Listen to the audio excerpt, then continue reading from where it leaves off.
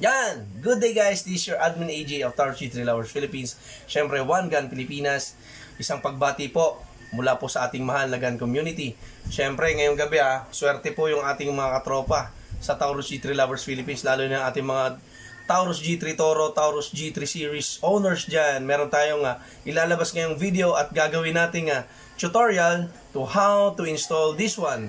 Yung ating Keep Tinkering trigger. Yan sa ating Taurus G3. So, sponsored syempre itong video na to ng ating Pack Tactical by Paul Coneos. Tara, sama-sama natin gawin ito mga kapatid, mga idol.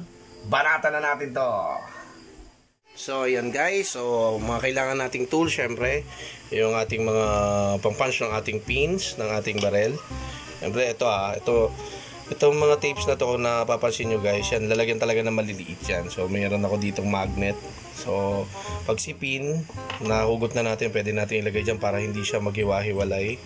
So, yung mga karagdagan natin mga tools na naka-ready dyan, para kung magkaroon tayo ng trouble, madali natin ma-fix. So, kung magtatanong kayo guys, ito, 2mm pin, pwede na.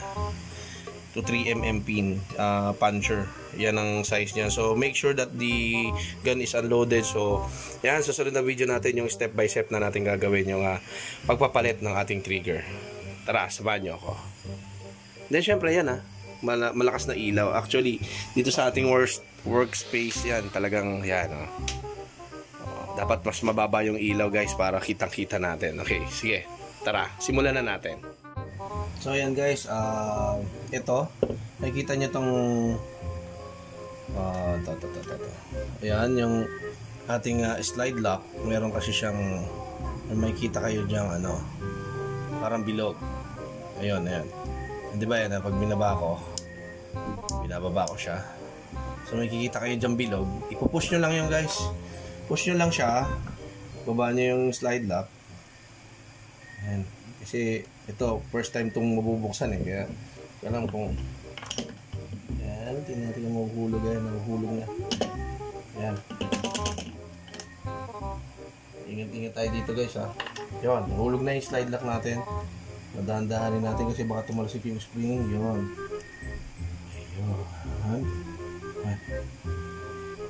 ayan na siya. Ito yung spring guys ayan, ingatan nyo yun, dun natin lagi sa may magnet. So, ito yung ating slide lock. Okay, natanggal na natin siya. So, doon naman tayo sa pin. So, tayo. Ito guys, ingatan natin So, 3 pin to. Isisibakin natin. So, unahin muna natin. Hindi. Tama. 1, 2, 3. Okay. Tayo.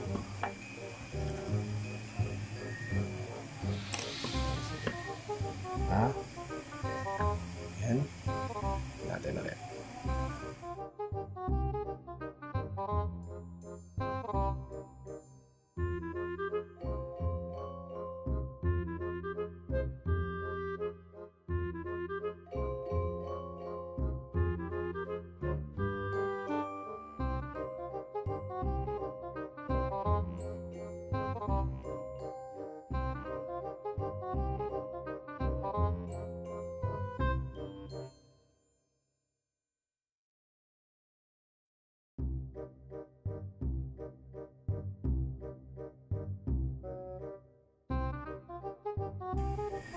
So yan guys, so tatanggalin na natin 3 pin. So tandaan nyo kung saan nakaharap yung inyong frame. So dapat doon lang siya, nakalayo po. Kasi ayan, kung manonotice nyo, magkaiba yung butas niya. So dapat magiging tayo ganyan.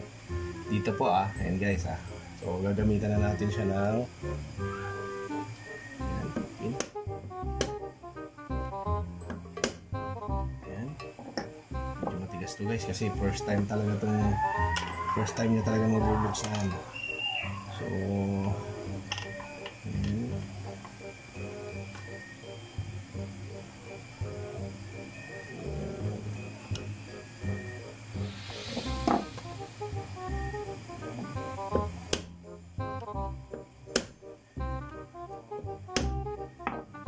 talaga dapat lumuwa yung pin. So, medyo matigas. So, ayan. Medyo ganda-gandang sasangkalan.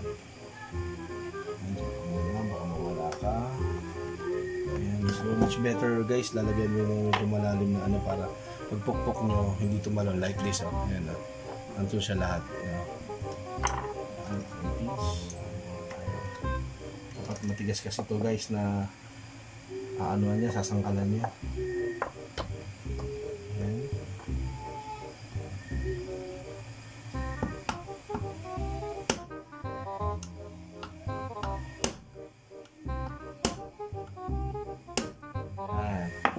Baba na yung pin natin, nakikita nyo guys. Ganun lang po yung pukpok. Huwag nating slide lang natin na ayan, para nakikita ng ating camera. Nakikita nyo ba guys yan? So ayan, dapat flat din So huwag yan pong gagamitan ng pointed na pamukpok. Dapat flat siya, ganito. Flat siya guys para pag dun sa pin, kasi may butas kasi yung mga pin natin. So may tendency bumuka yung dulo ng pin pag ginamitan natin ng pointed, so dapat flat lang siya. So yan, natin siya lumusot. Yan, dulo, lang. Yan. Yan, uling na siya, 1-0. So ayan, makita niyo yung isang pin. Lagay na ulit natin sa may magnet para hindi mawala. Ayan nandun siya sa may magnet guys, nakikita niya. Ayan. Nasa magnet siya. So, walang mawawala. Kasi, alam nyo guys, ang madugo dito yung mawawalan ka ng pin Ayan tatandaan yan. And then, second pin tayo. Doon ulit tayo. Pero much better talaga. Lagyan muna ng oil. Yan ang hindi ko pala na-demonstrate sa inyo kanina. Yan, lagyan muna natin ng oil. So, that is hindi naman penetrating oil. Parang singer oil lang to guys. Yan. So, pupuk ulit tayo dito. Yan. Isang pukpok lang, labas agad. So, dapat kasi medyo consistent yung niya, papatungan niya. Yan. Yan. Yan. So, yan guys, dapat nakaharap lang dun yung ating magwell, yung pinaka sinasasakan ng magazine. Yan. Alam nyo, first time ko tong buksan guys. So,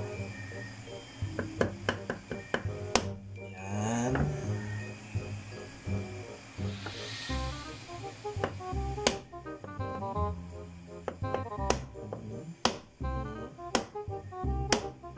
Yan. Natin, ayan, lumalabas na siya. Medyo matigas. Yan. Tara, anoy natin. So ayan guys, sa tagal ng labanan, natanggal pa rin natin yung mga pin. So napakatigas talaga nito, lalo na yung maliit. So ito, next step natin guys. So wag nating biglaing hatakin lahat. So una natin gagawin is unti-unti lang na lumabas siya. Ayan, unti-untiin lang natin na lumabas. Yan, yan So ayan, dapat sabay siyang lalabas. Ayan, unti din doon. Ito po kasi ang iingatan natin may yan. So hawakan natin yung magkabilang gilid. Ayan guys tandaan nyo, huwag nyo bibitawan itong magkabilang gilid. So pag inangat nyo siya, ayan, nakikita nyo naman angat nyo. So yun. So the trigger mechanism is out. So ayan ikutin nyo lang to. Ayan, yun. So ito, huwag nyo itong bibitawan, ibalik nyo lang na konti. Ibabalik nyo. Para walang matanggal. Ayan. Yan, ganyan lang na konti. Ayan. So wala na laglag Pabalik nyo lang yan. So tabi nyo siya. Hindi na siyang pakialaman. So ito yung main area of concerns natin. Itong ating trigger. Ayan kita nyo naman yung trigger mechanism natin. Kita nyo guys. Ayan. So may pagkakataon na papalis ko to pero but yung purpose ng video natin is yung lang excuse me, yung ating keep tinkering lang natin. So ito, tanggalin, nakikita nyo yung pin na to guys, tatanggalin din natin yan. So ito yung ating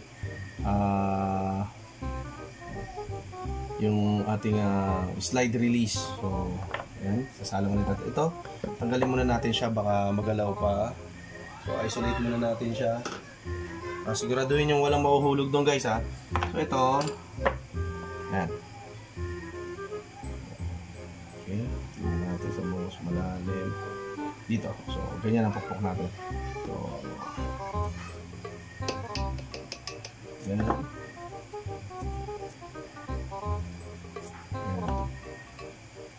Ito. Yan. Tanggal natin isang pin. Then ito. Kunin lang natin. Ikotan natin na pag ganyan. So, yan. Tada! Ito kahit di natin galawin na yan guys. Yun. Ito na. So, ito na yung papalitan natin guys. So, tatanggalin din natin tong pin na to. Ito yung natin, di ba, yung safe, yung trigger safe natin. So, tanggalin din natin yung pin na yan. So, natin yung pin na yan. Ito medyo malambot-lambot na ito guys. Malambot. Titingnan natin yung malambot ha.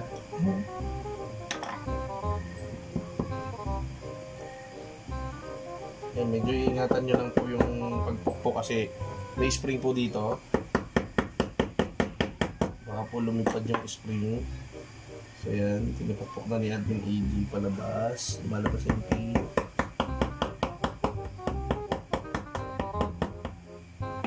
Ayan. Dali na siya. Wait lang.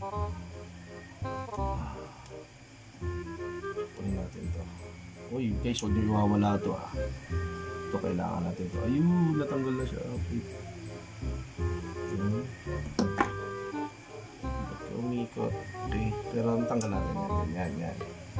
Tanggal na natin siya. Yung bar. Then, kunin natin yung ano.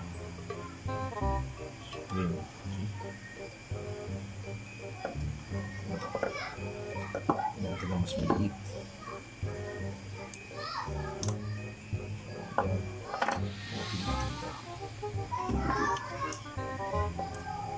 Kasi kailangan natin ito. Gusto natin si Kiting. Yun.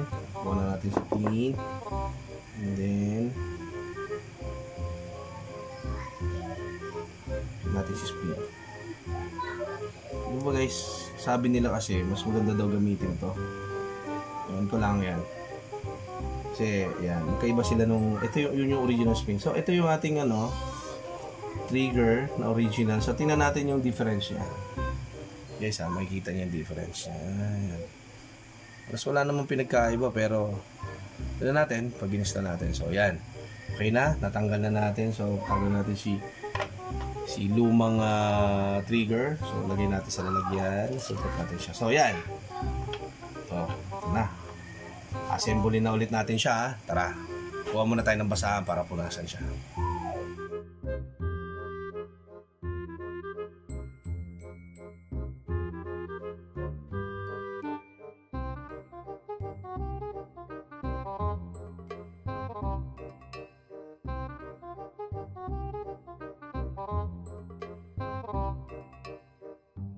So yan guys, naikabit na natin sa katagal-tagal ng ating ano kasi masyadong matigas yung kasamang spring niya. So yan, natatandaan niya na ganyan po ang posisyon niya. Excuse me.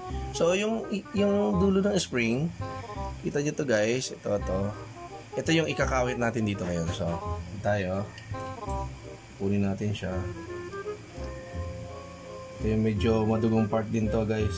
Ingat-ingat tayo dito kasi medyo matigas yung spring. Talagang yan, napakatigas niya. Hindi ko alam kung yan.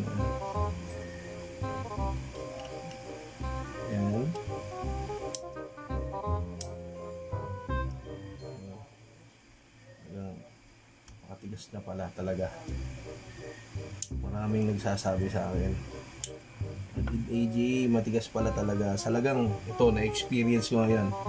Matigas. So, tara, isabit ulit natin siya.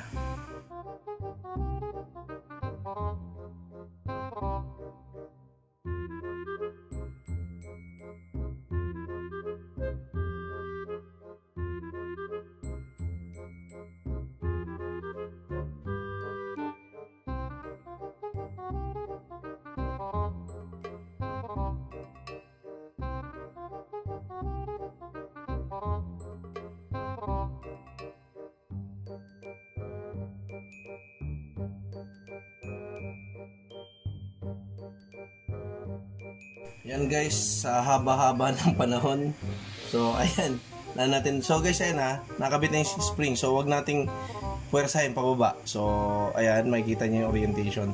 So, yung spring nakasabit dito. Makikita niyo yan. Makikita niyo guys. Ayan. Nakasabit siya, di ba? Yan ang hirap ipasok. Ayan, makikita niyo guys. Ayan, o, yun. Yung spring, dapat nakasabit dito sa ating bar. So, ayan. So, wag nating idiin masyado doon kasi baka papersa po yung spring natin. So, ayan. Nakakabit na siya. So, bubuuin natin siyang ulit. Parang ganun lang kanina. So, kunin natin to. Ayan. Okay, ingat tayo sa pagkabit.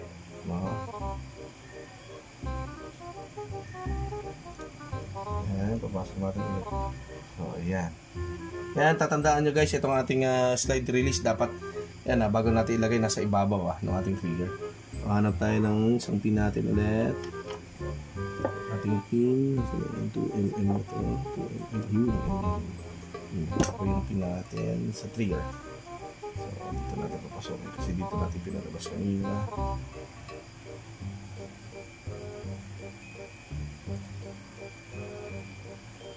Pasok natin. Dahan. Guys. Pasok.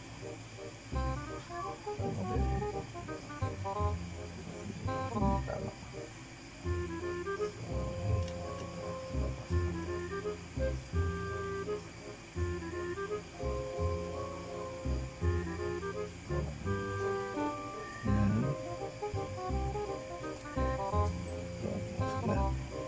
Natin guys make sure na magkapantay sila. Wait.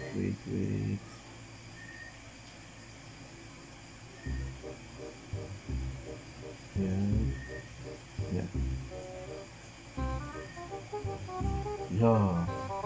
Pasok na siya.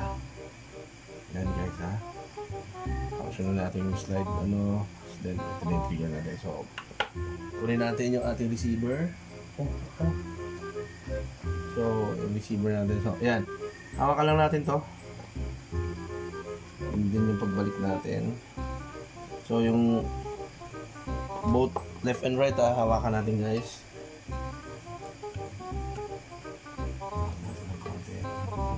Ayan. So, hawakan natin. Oops. Walang malalaglag. So,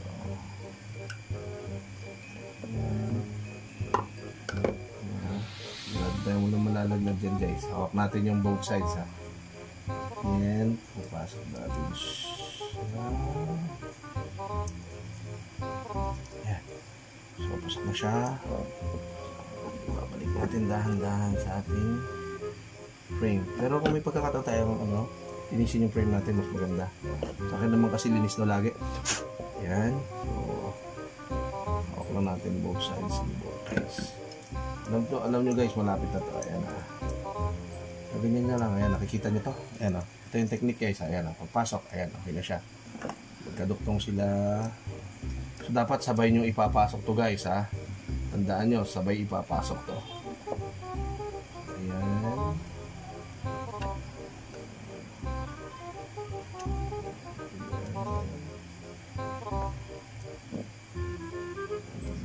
Medyo kidding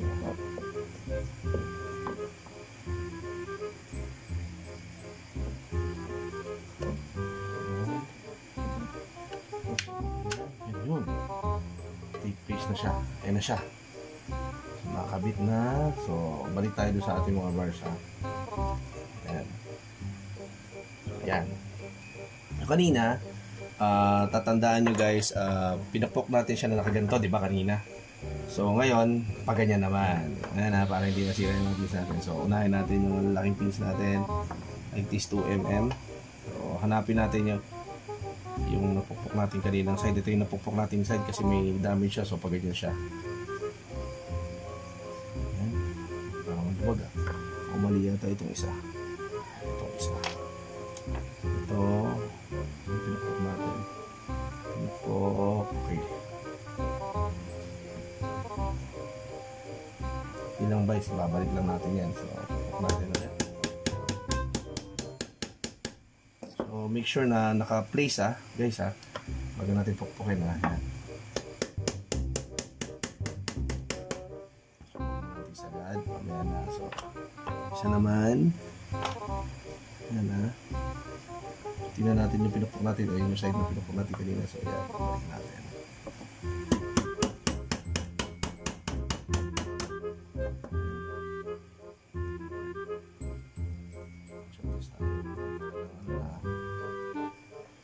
Parang nararamdaman ko na yung ganda niya. Okay? So, tawang pa natin maayos yung pin. So, tatandaan natin guys. Dapat ayan firm na firm yung pinaka ano niya. Ulit tayo. Guys.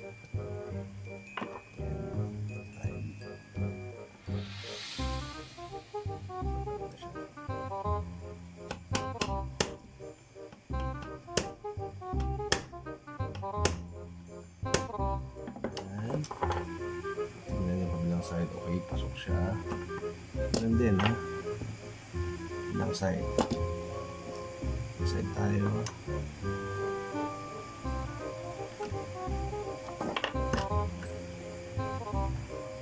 Yan guys, dapat dahan-dahan din. Dapat pakikiramdaman natin kung pumapasok yung pin o hindi. Ayan, kagaya niya. Pag tunog pa lang alam niyo pumapasok yung pin. Yan, pumapasok yung pin, dahan-dahan. Check ulit. So, make sure lagi na chine-check natin kung pinapasok natin siya guys. Ayun nararamdaman ko na. Mamaya na natin check yan kung may lagyan na natin lahat ng pins guys.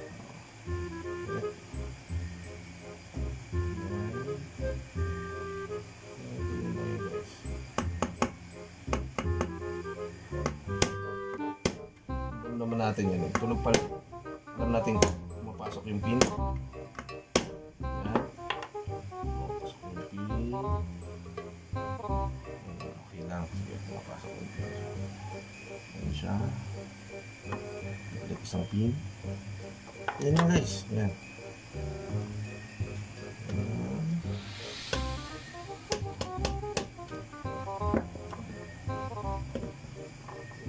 Fish dapat.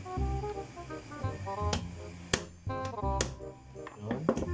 Yung isa is placed na siya. So, sagad na. So, ito yung isa naman.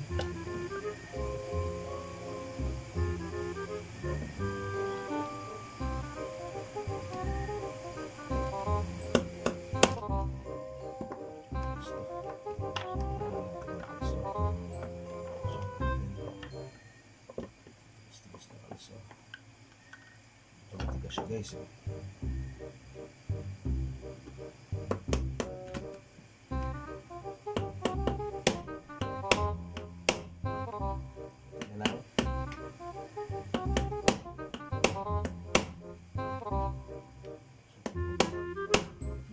Okay.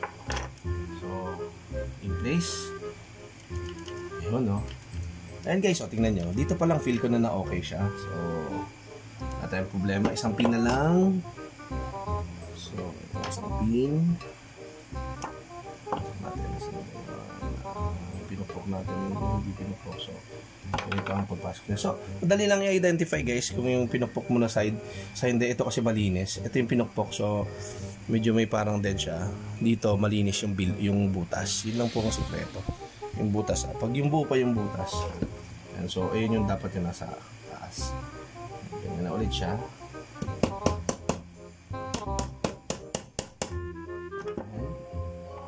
Ano pa rin? Puk ulit, punch tayo ng punch tayo ulit. Yan, medyo mabilis ng bumaba. Yan.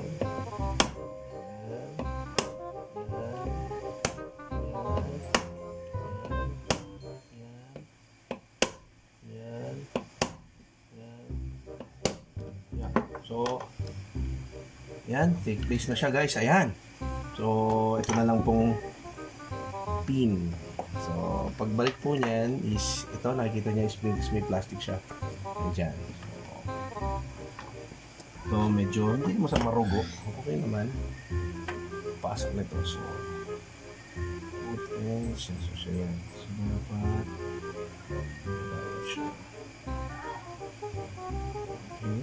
So, ito yung lock. Okay. So, pasok muna natin siya. Yung spring. Ito natin pasok yung spring. Didiin lang natin to guys. Ito, dapat hindi ito mawala. Mahirap po kasi pag nawala ito.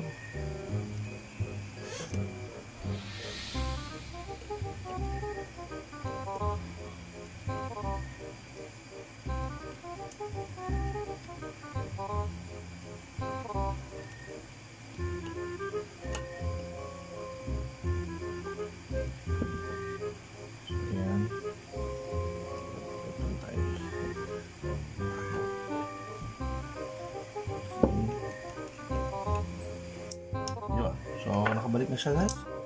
In place na. So, ayan. So, ibalik natin yung kanyang slide.